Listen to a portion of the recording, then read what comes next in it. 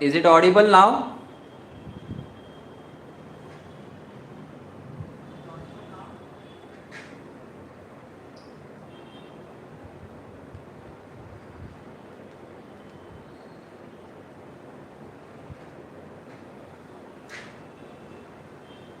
Okay, so I think it's audible now and we should start the lecture. Alright, हमें start करना है 1.2 उसका question number 6. Question 6, 7, 8, 9 ये similar type के question है. अब यहाँ से आने वाले क्वेश्चन यानी आपके क्वेश्चन नंबर 6 से लेके 16 तक आपका क्लास 11th काम में आएगा, जहाँ पे आपने पढ़ा था permutation and combination. So everything in statistics and mathematics is very important, चाहे वो प्रीवियस क्लास का हो, 7th का हो, 8th का हो, 10th का हो या 11th का हो, हर चीज का कहीं ना कहीं इंपॉर्टेंट या रोल प्ले होने ही वाला है.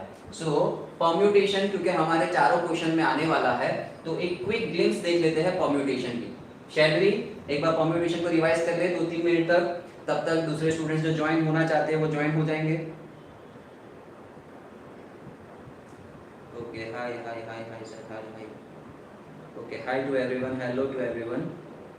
Actually I am not familiar yet with this live sessions. ये तीसरा या चौथा सेशन ही है मेरा लाइव का. सो पार्डन मी अगर कुछ आगे पीछे हो जाता है, बिकॉज कैमरा भी मुझे ही अरेंज करना है, audio video everything is upon मी. तो हो सकता है कि मैं शायद आपके लाइव चैट का रिप्लाई ना भी दे पाऊँ कभी.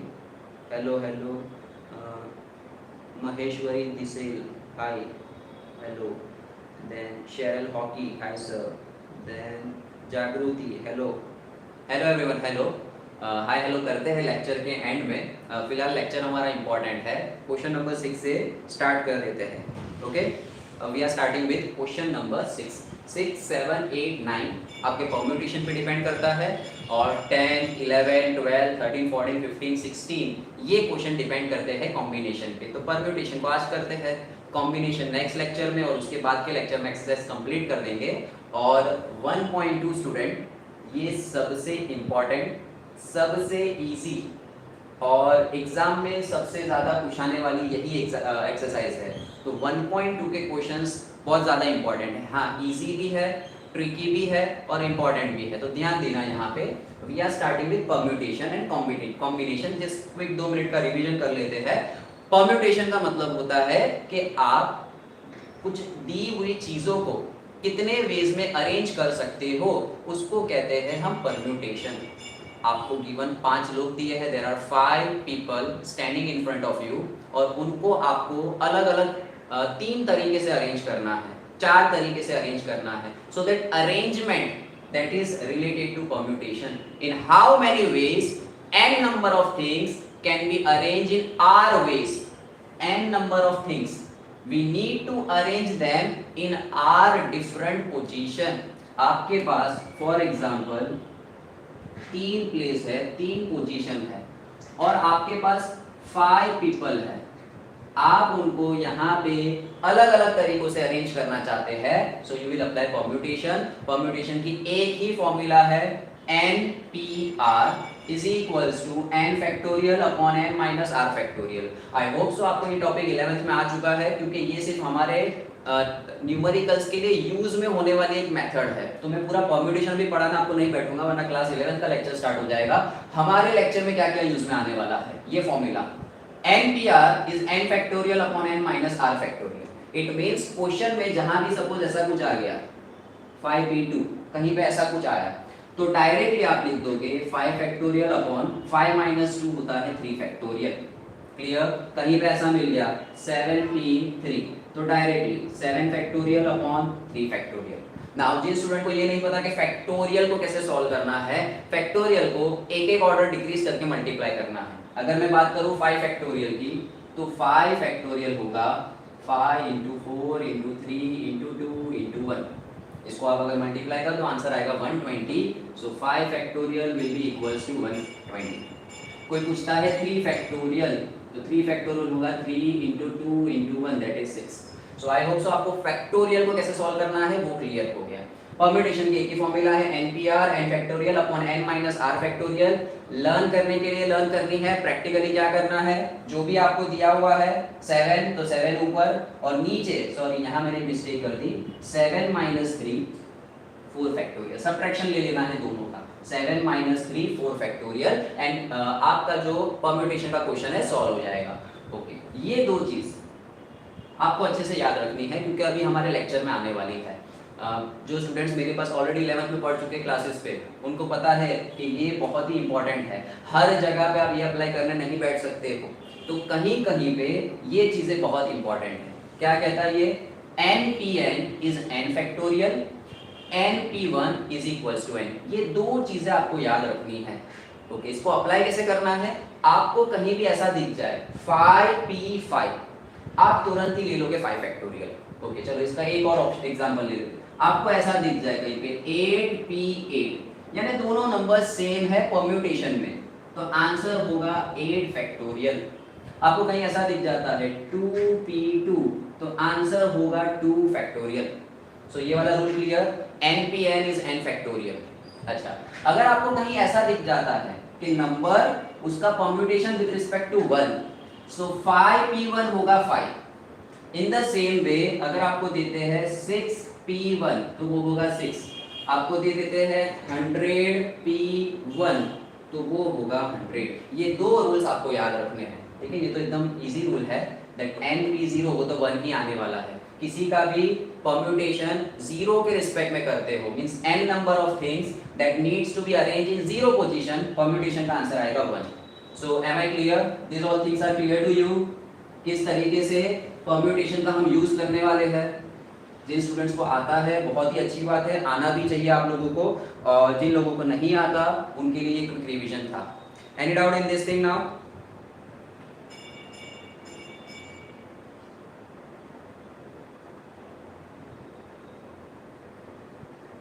Any doubt in this? क्योंकि ये नहीं आया तो गई भैंस पानी में। देखिए, डायरेक्टली मैं क्वेश्चन करा दूं, आंसर ला दूं, तो सिर्फ क्वेश्चन या सॉल्व कराना मेरा काम नहीं है, मेरा काम है कि परम्यूटेशन के 4 क्वेश्चन करा दूं, क्वेश्चन 6 7 8 9, तो एग्जाम में घुमा फिरा के कैसे भी आपको क्वेश्चन दे, आपका probability that related to permutation गलत नहीं जाना चाहिए, that is our concept. So clear ये चीज? Okay, so we are moving now to question number 6। Question number 6 question है, find probability of getting R in the first place. Okay, एक बार फिर से समझा दो। ओके, नो प्रॉब्लम, एक बार फिर से ले लेते हैं ये चीज को, ज्यादा टेंशन या लोड मत लो, फिलहाल ये आपके सामने है। कहीं पे भी अगर ऐसा कुछ आपको दिख जाता है, फॉर एग्जाम्पल कहीं पे आपको ऐसा दिखा 10P8, 10P8, ये क्या होता है, ये बात की बात है। इसको सॉल्व कैसे करना है, 10 फैक्टोरियल अपॉन में 10 में से 8 माइनस कर दो, 2 फैक्टोरियल, और फैक्टोरियल को कैसे सॉल्व करना है वो हम देख लेंगे। क्लियर, वो मैंने बता दिया है। 10 फैक्टोरियल होगा 10 इंटू 9 इंटू 8 इंटू 7 इंटू आगे तक गाड़ी बढ़ती जाएगी 1 तक। 2 फैक्टोरियल होगा 2 इंटू 1। अगर आपको कहीं पे ऐसा दिख जाता है 10P10, तो यहाँ रूल है NPN है n फैक्टोरियल, तो 10P10 10 फैक्टोरियल। कहीं पे आपको दिख जाए नंबर परम्यूटेशन विथ 1, तो वो खुद ब खुद हो जाएगा 10 फैक्टोरियल, तो फिर फैक्टोरियल के फॉर्म में स्टोर से उसको सॉल्व करना है, और नॉर्मल नंबर आया तो नॉर्मल वे में। अब इससे ज़्यादा अगर मैं डिटेल में गया तो हम हमारे टॉपिक से हट जाएंगे। जिनको नहीं भी आया ये कंसेप्ट अभी समझ में, क्योंकि क्या है 11th में ध्यान दिया होगा नहीं दिया होगा, और ध्यान दिया भी है तो 1 साल पूरा होने आया है ना, तो आप हो सकता है रिमेंबर ना कर पाओ, लेकिन हम सम सॉल्व करेंगे तो इजीली आपको समझ में आएगा, डोंट वरी। हमें दिया है एक वर्ड दिया है random, and we need to arrange it in all possible ways. Okay, we are given a word है RANDO, रैंडम। कई लोगों को तो मेमोरीज फिर से मेमोराइज हो गया होगा कि हाँ 11th में ऐसा सब आता था, ठीक है, बॉय को गर्ल के साथ बिठाओ, फादर मदर हस्बैंड वाइफ, पता नहीं क्या क्या आपको अलग अलग टास्क देते थे और आपको कहते थे find number of ways.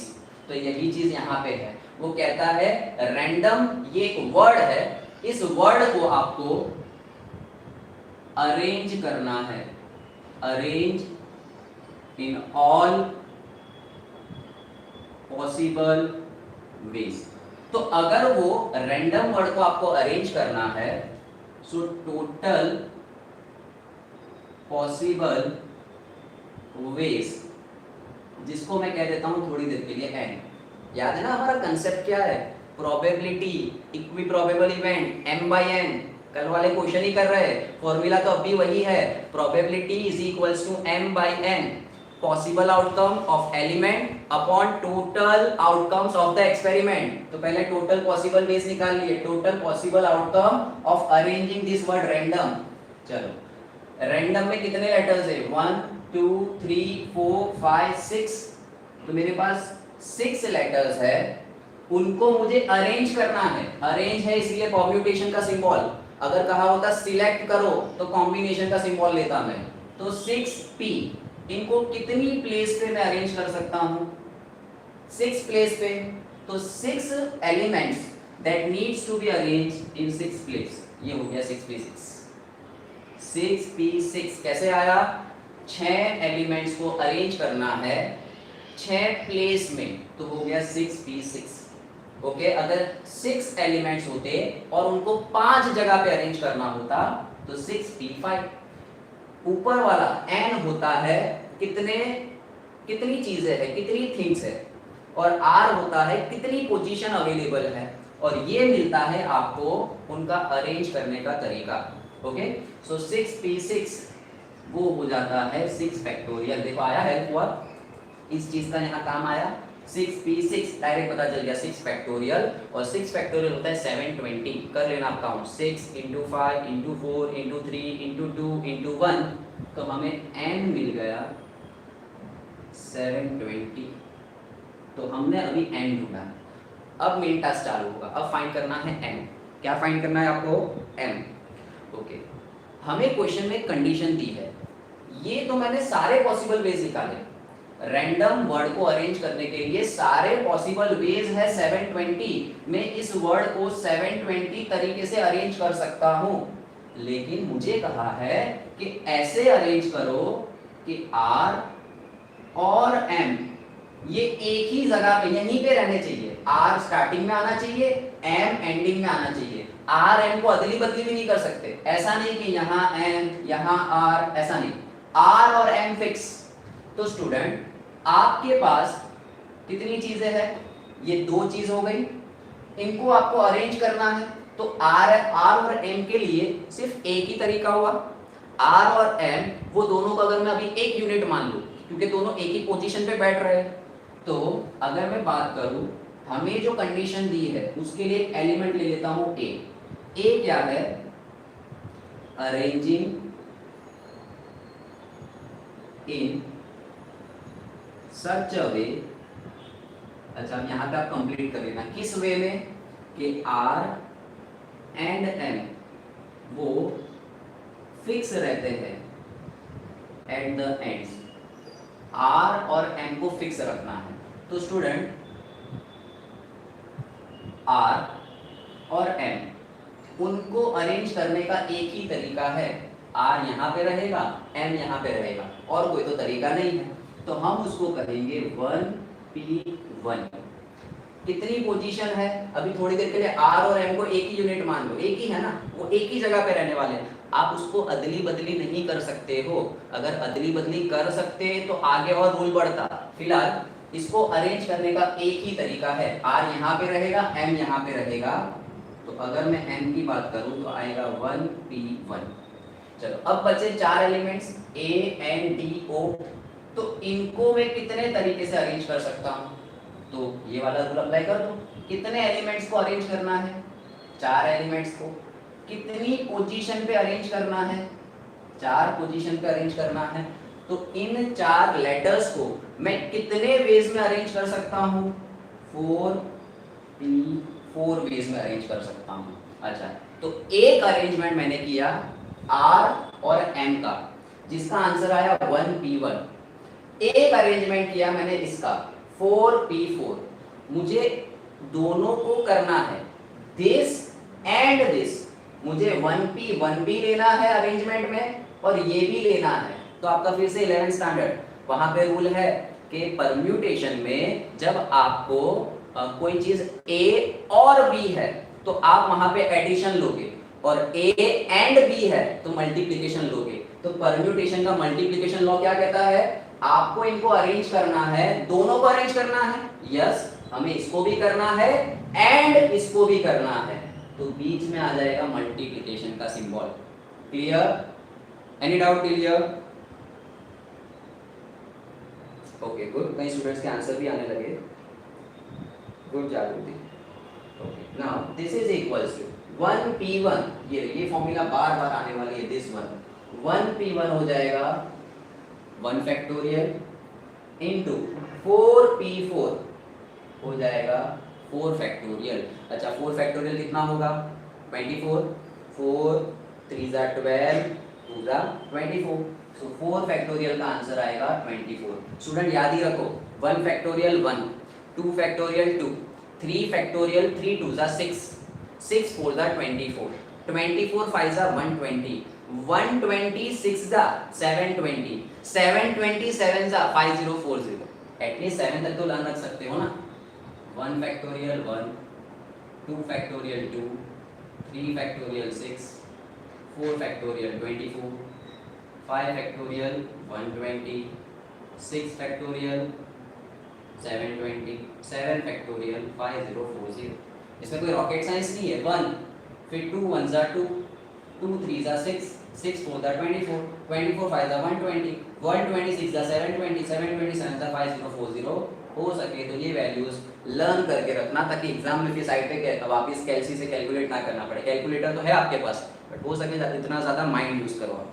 Okay so हमें मिल गया n, n कितना मिला 24। Clear clear? Now we need to find probability of event a. I am doing it over here because I am not having space right now. Probability of our event a will be m upon n. m है आपका 24 और total possible outcome है 720। अगर cut करोगे 24 3 सा 72 होता है और 0, सो प्रोबेबिलिटी मिलेगी 1/30।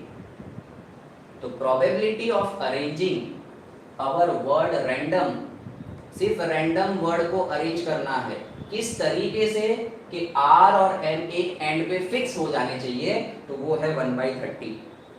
Any doubt in this question? देखो ये फर्स्ट क्वेश्चन थोड़ा टफ पड़ेगा क्योंकि कई सारे कंसेप्ट एक साथ आ जा रहे हैं। ये फर्स्ट क्वेश्चन समझ में आ गया तो आगे आने वाले सारे क्वेश्चंस इजी है। एनी डाउट किस तरीके से किया? Okay Jagriti, tough name to pronounce. 0.03 yes you can take, but मत करो ऐसा, यहाँ तक आया यहीं तक रखो, ठीक है? इसको आगे फर्दर सॉल्व करने की जरूरत नहीं है। I know you are having कैलसी, तो एग्जाम में डोंट डू एक्स्ट्रा वर्क, जितना पूछा उतना करो। 1/30 that's it, keep till that. Okay shall we move to second question? Alright, read second question and if you want to take screenshot of this thing, take it fast. Okay. Now question number 7.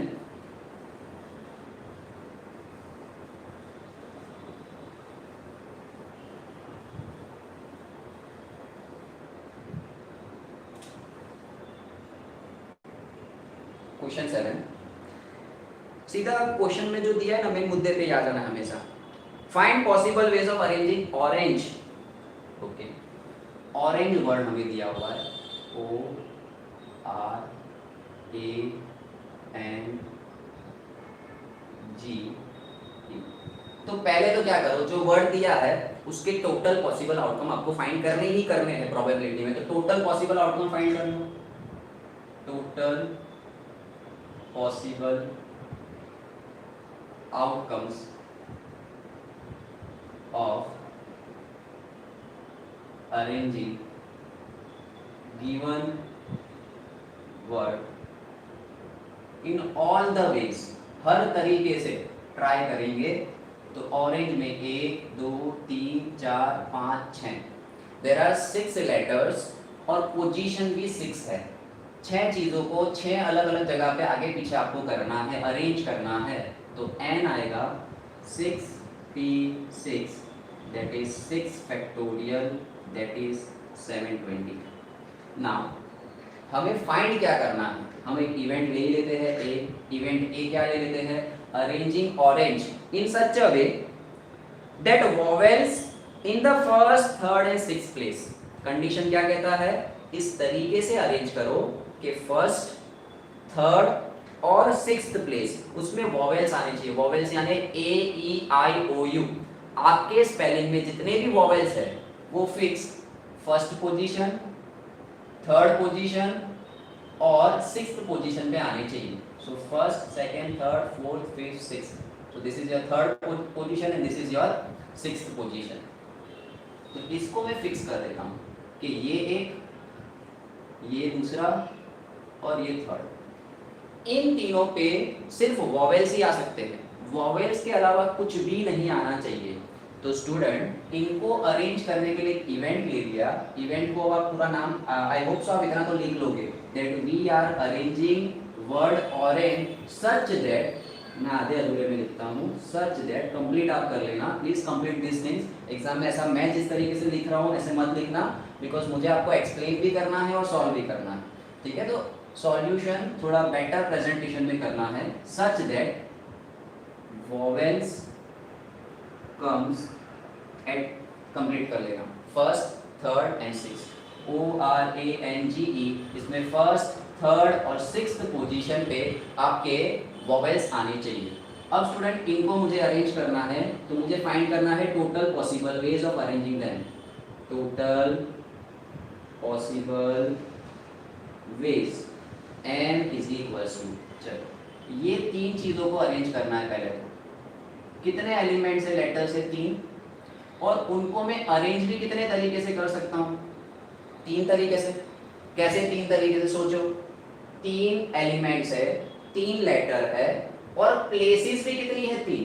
उसने ऐसा नहीं कहा कि O, A और E को fix कर दो, जैसे प्रीवियस क्वेश्चन में R और M फिक्स थे, आप उनको आगे पीछे नहीं कर सकते। यहाँ तो इसको आगे पीछे कर सकते हो, O A E ले सकते हो, O E A ले सकते हो, है ना। देखो कितने सारे वेज हो सकते हैं, O A E, O E A, या हो सकता है A को आगे ले लो, A O E, है ना। ऐसा लगेगा कोई मिल गया वाली ट्यून बजा रहा है, ऐसा फील आएगा। या तो E को आगे ले लो, देख कितने पॉसिबल वेज में आपने अरेंज किया, 1 2 3 4 5 6। जो स्टूडेंट्स ने परम्यूटेशन अच्छे से नहीं पढ़ा ना, परम्यूटेशन का मतलब होता है अरेंज करो। यहाँ 3 चीज़ों को 3 अलग अलग जगह पे देखो अरेंज करने में कितना टाइम लगा मुझे। तो आप सोचो जब 5 चीज़ों को 5 जगह पे, 6 चीज़ों को 6 जगह पे अरेंज करना हो ना, तो परम्यूटेशन की फॉर्मूला से इजीली हो सकता है। तो this can be arrange in 3p3 ways. तो लिख देता हूँ 3p3। अच्छा, अब बचा R, N और G, ये भी 3 लेटर है, इनको भी 3 तरीके से अरेंज कर सकते हैं। सो R, N और G, अगर मैं इनको अरेंज करना चाहूँ तो 3p3 वेज में इनको भी अरेंज कर सकता हूँ, तो 3p3। अच्छा, ये भी करना है अरेंज, ये भी करना है, यानी कि एंड आएगा, एंड यानी multiply. What is 3p3? 3p3 is 3 factorial multiply by 3 factorial, so m is equals to 3 factorial होता है 6 into 6, that is 36. So finally if we are going to find probability of our event, that is m by n, that is 36 by 720, 36 2s are, so that will be 1 by 20 is your answer. Previous question 1 by 30 था, ये question में है 1 by 20. Any doubt students?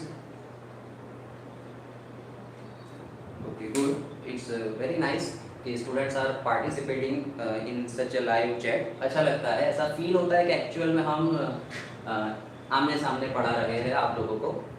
दुआ करो कि जल्द ये सब कोरोना पेंडेमिक ख़त्म हो, because it's very really tough situation for both the ends, teachers as well as students. क्योंकि स्टूडेंट्स को और टीचर्स को वो फील नहीं आ पाता, जो ऑफलाइन वाली फीलिंग होती है तो वो आपको ऑनलाइन नहीं दे सकता। कितना ही टेक्नोलॉजी आगे हो जाए, एडवांस हो जाए, you can get that feeling and that emotion that you are getting in offline lectures. So pray that फटाफट ये कोरोना का पेंडेमिक खत्म हो जाए।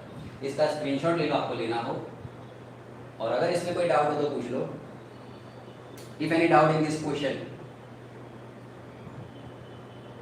shall we move to the next question?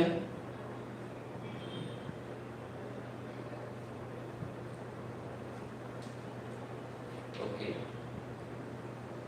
है कोई डाउट किसी को? कोई सेकंड मेथड है? नहीं, this is the only method that I know. हमेशा ये दिखने में आपको हो सकता है लेंथी लगे method, but this is the only thing you can do. ठीक है, अब इससे ज़्यादा शॉर्ट में आपको कुछ नहीं दे सकता। एक्चुअल में ये है ही बहुत शॉर्टकट मेथड। एक और मेथड आप ले सकते हो। किसने क्वेश्चन पूछा था? Maheshwari, you can have one method in your exam if you are having plenty of time। इस चीज़ को लो, पेपर को लो, अरेंज करने लग जाओ, जितने पॉसिबल वेज है वो आपको मिल जाएंगे। You can do, that is the last thing you can do.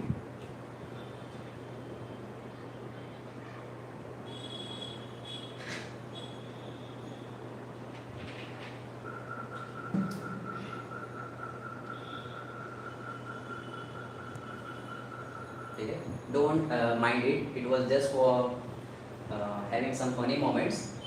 But ये एक ही मेथड है यार, इजी तो है, कर लो। एक्चुअल में टफ क्यों लग रहा है? क्योंकि 11th में ये पता नहीं अच्छे से पढ़ा होगा, नहीं पढ़ा होगा, तो ऑलरेडी 11th का एक कंसेप्ट समझना है और फिर उसको अप्लाई करना है 12th में, है ना? So it will B big tough right now, but practice करते करते हो जाएगा।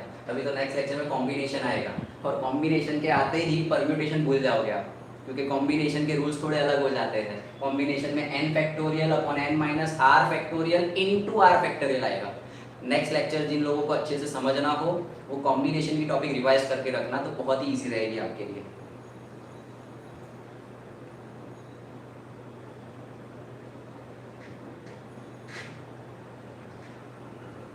Okay, moving to question number 8। Question number 8, also many of you are having questions that you are having your request with me in the comment section. Yesterday I was going through the comments and most of you were requesting that sir please start accounts. So first thing, let me clear, I am not a commerce person. मैंने science field से किया है, I'm a mechanical engineer and ये God की कृपा है कि मैं स्टेट्स भी पढ़ा ले रहा हूँ, कॉमर्स के कई सारे सब्जेक्ट्स ले रहा हूँ। So accounts is not a piece of cake of mind. Accounts के लिए है ऑलरेडी हमारे जो ऑफलाइन जो हमारे अहमदाबाद में क्लासेस है, वहाँ पे हम ऑलरेडी बच्चों को अकाउंट्स की फैसिलिटी दे रहे हैं, but that is a paid thing. YouTube के लिए अभी थोड़ा टाइम लगेगा स्टूडेंट्स, बिकॉज 1000 सब्सक्राइबर्स में कुछ भी नहीं होता है। At least if I am reaching a particular goal of 5000 subscribers और मे बी 10,000 सब्सक्राइबर्स, तो हम कुछ अमाउंट पे कर सकते हैं बेस्ट में बेस्ट अकाउंट फैकल्टीज को, because everyone in today's world, to be friend, पैसा बोलता है ना? कोई कितना भी कह दे फ्री में है, सेवा में है, इवन मैं भी कह दूँ कि भाई मैं फ्री कर रहा हूँ, आई am not doing it for free. ठीक है, teaching is my passion and I will charge it. तो यूट्यूब से एक अच्छी खासी इनकम हो जाती है। आप लोग ज़्यादा से ज़्यादा शेयर करो चैनल को, because we are a family now, इसको ज़्यादा से ज़्यादा ग्रो करो, और once we reach a particular target and we are earning from it, then I can spend a lot of amount, not only for accounts, for various different things. Okay, so apart from that, question number 8,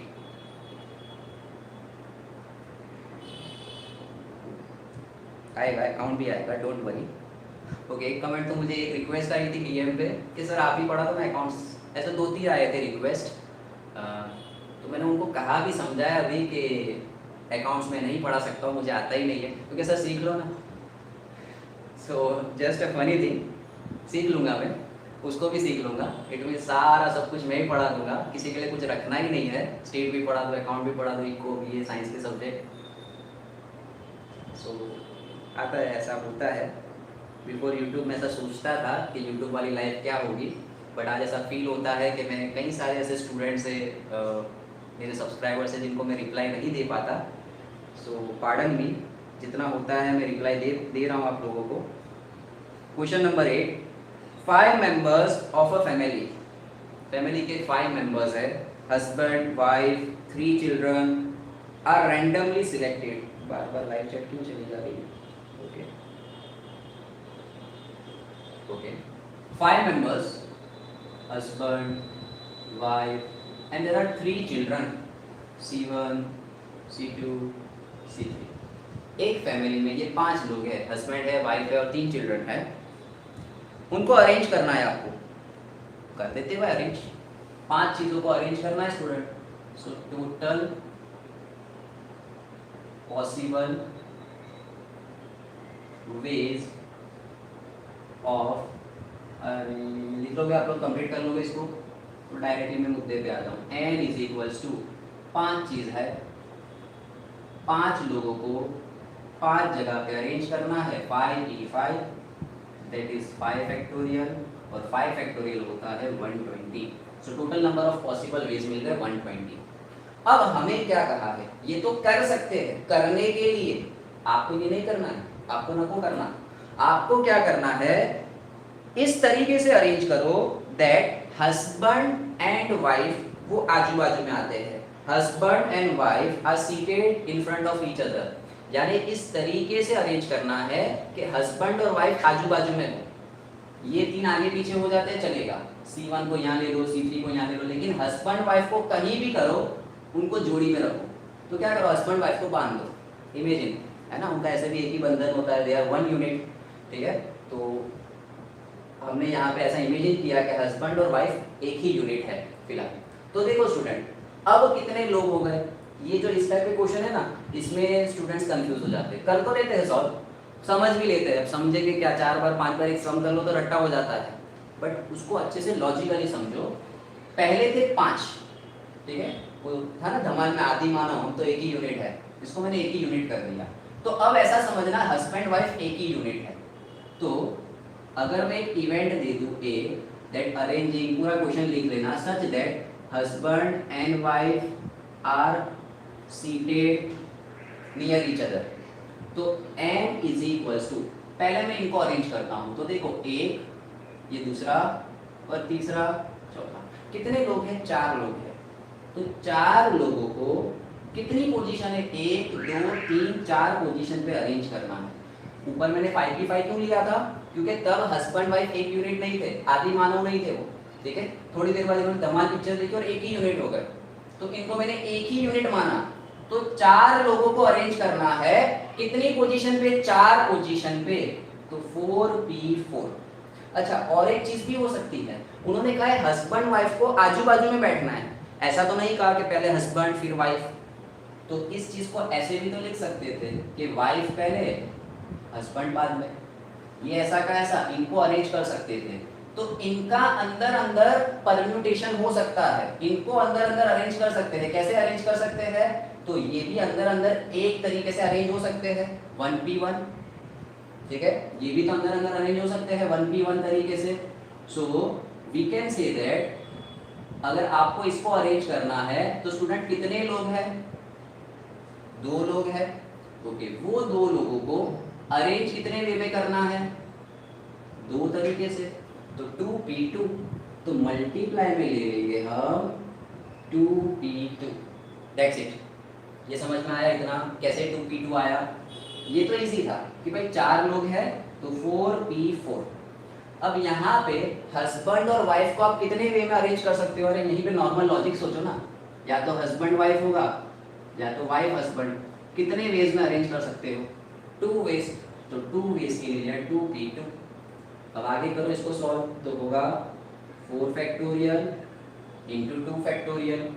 4 factorial होता है 24, 2 factorial होता है 2, 24 2 ज़ा 48। किसी को इसमें doubt?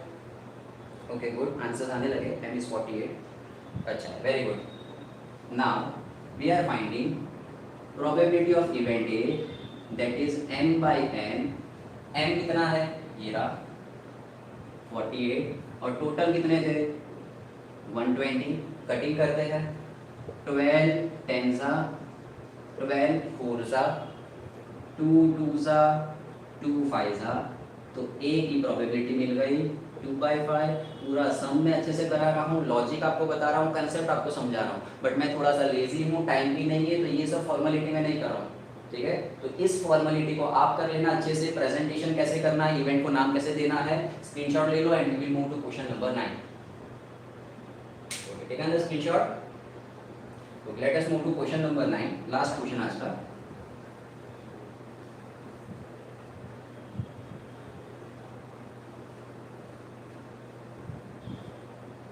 Read कर लो question 9।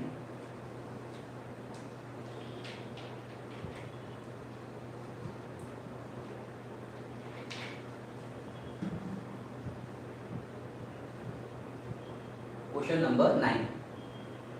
7 speakers A, B, C, D, E, F, G are invited in a program. Okay, most welcome. Find the probability that speaker B delivers speech immediately after speaker A. 7 लोग हैं, 7 speakers है। speakers यानी जो बोलने आए हैं, प्रवचन देने आए हैं। तो कितने लोग प्रवचन देने आए हैं? 7 लोग। A, B, C, D, E, F, G। 1 2 3 4 5 6 7 लोग प्रवचन देने आए हैं। तो वो 7 लोग प्रवचन कितने तरीके में दे सकते हैं, पहले तो हम फाइंड कर लेंगे n। अब मैं यहाँ पे लिखता नहीं हूँ टोटल नंबर ऑफ ये वो आप लिख लेना। n is equals to there are 7 people, उनको हम 7 वेज में अरेंज कर सकते हैं। दैट इज 7 फैक्टोरियल, और 7 फैक्टोरियल ना लर्न रहता हो तो कैसी है, 6 फैक्टोरियल होता है 720। उसको मल्टीप्लाई कर दो आप किससे, 7 से। 7 0 0 7 2 40 49 50, और लर्न रहता है तो लर्न रखो बेटर। ठीक है, माइंड अपना ज़्यादा से ज़्यादा शार्प करो, एलसी से अपने माइंड को कमज़ोर मत बनाओ, जितना होता है लर्न रखो। अब हमें फाइंड करना है, इवेंट ले लेते हैं। इवेंट एक ऐसा इवेंट लेना है। अच्छा, ये तो थे टोटल पॉसिबल आउटकम, लेकिन बी वाला थोड़ा टेढ़ा है। बी वाला क्या कहता है कि मैं तो ए के बाद ही स्पीच दूँ। 7 स्पीकर्स प्रवचन देने के लिए आए हैं, भाई मेरी मर्जी, मैं किसी को भी भेजूँ कभी भी। ठीक है, आई एम द ऑर्गेनाइजर। मैंने कहा भाई पहले ए चला जा, तो ए चला गया। तो मैं इसको अलग अलग तरीके से अरेंज कर सकता था, कभी जी, कभी सी, कभी ई, कभी बी, कभी एफ, कभी ए। तो कितने वेज में अरेंज कर सकता था, 5040 वेज में मैं अरेंज कर सकता था इन लोगों को सबको।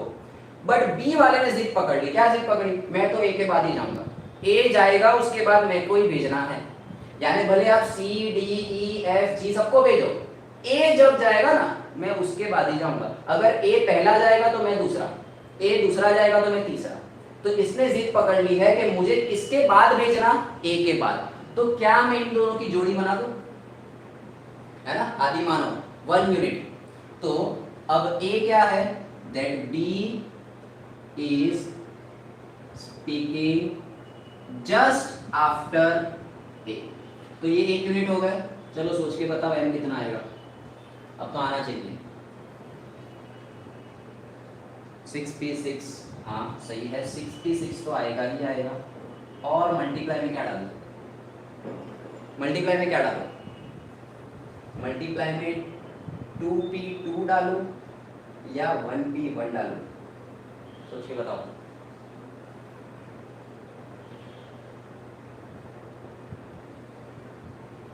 यहाँ मल्टीप्लाई में क्या डालूं मैं, ये तो अब हो गया अरेंज। ए और बी के लिए क्या दूं, ए और बी भी तो है ना, अभी अंदर अंदर भी तो होता है permutation. 1p1, okay very good, जिसने भी आंसर दिया गुड। 2p2 नहीं आएगा सुफेल। क्यों 2p2 नहीं आएगा, क्योंकि बी वाले की जिद क्या है, मैं तो ए के बाद ही जाऊंगा।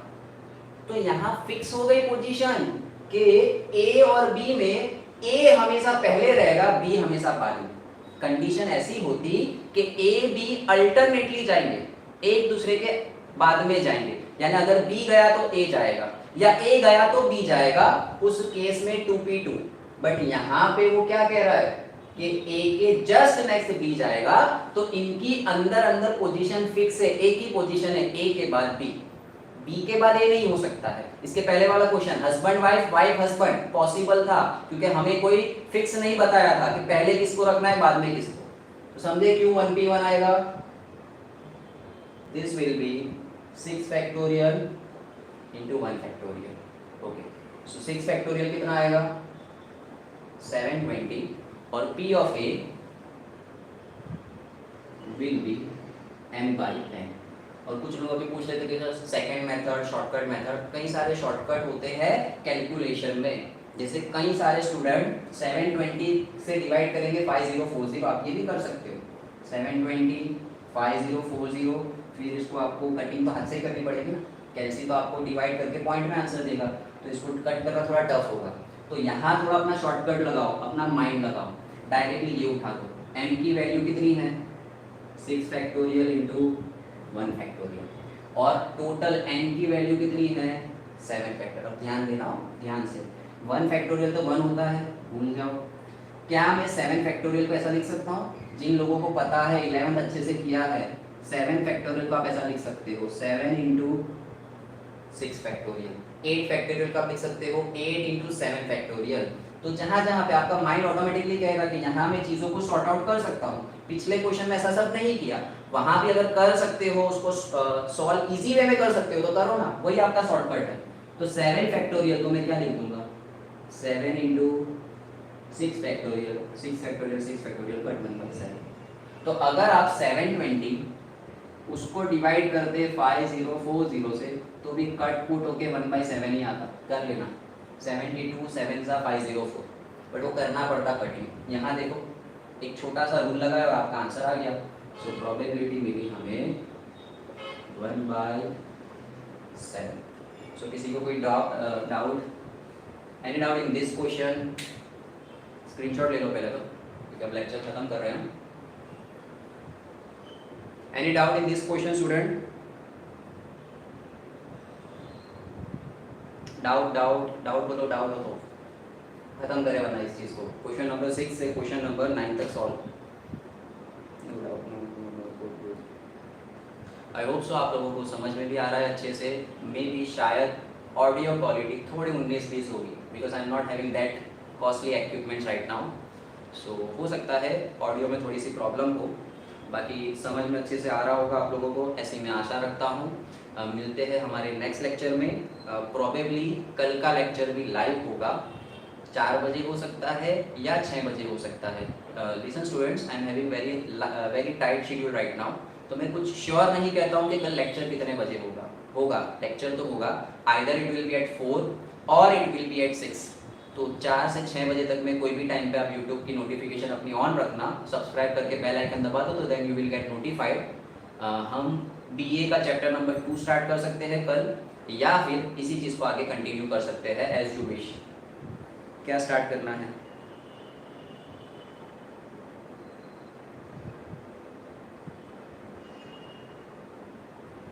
अगर आप कहते हो तो हम बीए का सेकंड चैप्टर ले ले. मैं सोच रहा हूँ कि इको बीए भी लाइव पढ़ना eco BA live.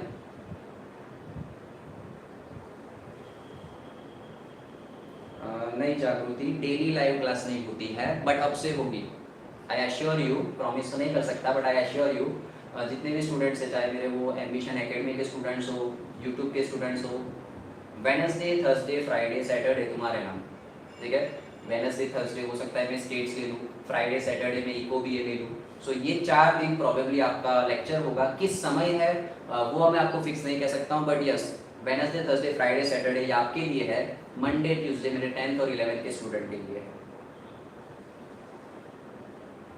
Okay, so let's see, देखते हैं मूड क्या रहता है. अगर मूड स्टेटिस्टिक्स का रहा तो इसको आगे कंटिन्यू करेंगे. क्वेश्चन नंबर 10 से परम्यूटेशन मैंने आपको बता दिया, कॉम्बिनेशन आप थोड़ा समझ के रखना, क्योंकि परम्यूटेशन और कॉम्बिनेशन जब दोनों मिक्स होते हैं ना तो बहुत ही ज़्यादा कन्फ्यूजन क्रिएट होती है. कॉम्बिनेशन के लिए फॉर्मूला होगी n factorial n minus r factorial into r factorial. Combination की टॉपिक को गो थ्रू कर लेना, इसको एक बार अच्छे से सॉल्व कर लो. क्वेश्चन नंबर 10 से या तो कल आगे स्टार्ट करेंगे या फिर हम लेंगे बीए का सेकेंड चैप्टर. मिलते हैं नेक्स्ट लेक्चर में. Till then bye bye, take care.